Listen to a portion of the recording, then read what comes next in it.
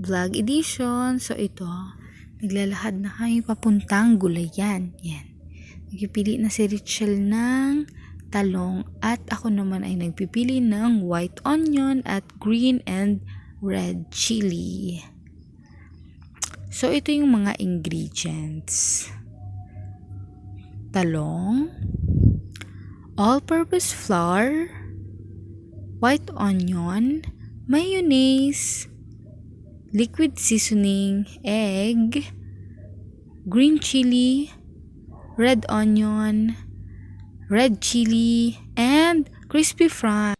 Hi guys! Welcome back to our channel. And for today's channels, we are going to magluluto tayo ng sisig talong. Yeah, vlogger yarn. Vlogger yun! Naman, ang pagkabatiin. Ma, Yun. uy, baka lang sarap.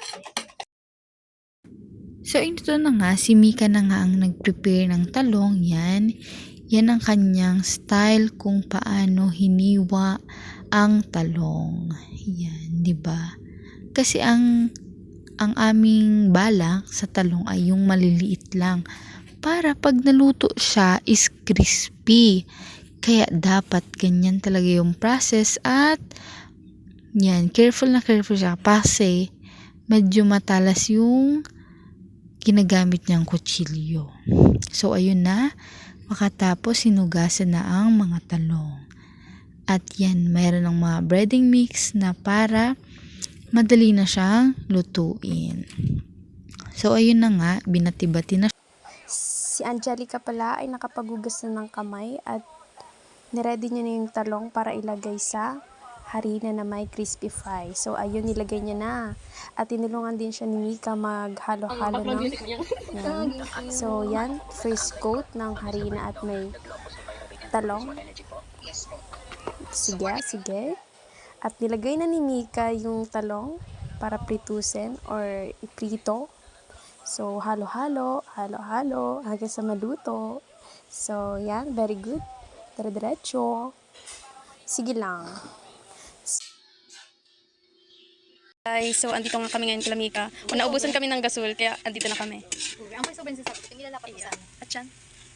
Wala na kami gasol guys, so andito na kami. Dahil tayo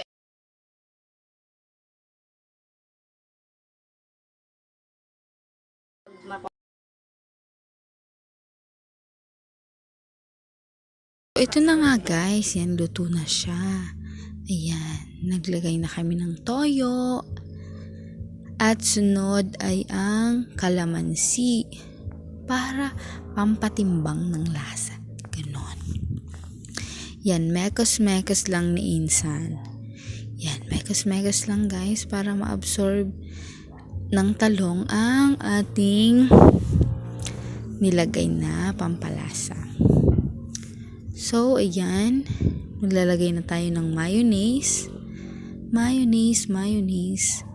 Ayan. At sinabay na natin ang oyster sauce.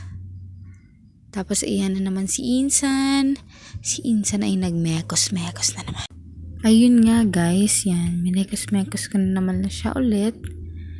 Ayan. At pinadagdagan ko siya dahil parang sabi ko kulang pa yung lasa be. Kailangan pang dagdagan ng mayonnaise. So ayan. Halo-halo lang para ma-absorb ng lahat upang magkalasa ang lahat. At pantay. Walang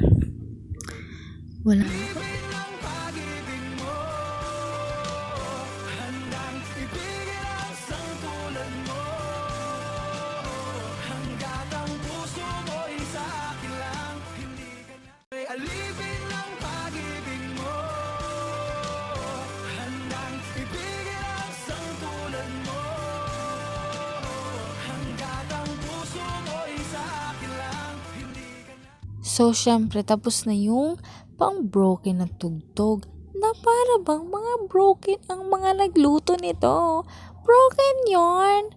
So, as you can see, naglalagay na ng mga decoration like onion white and green chili.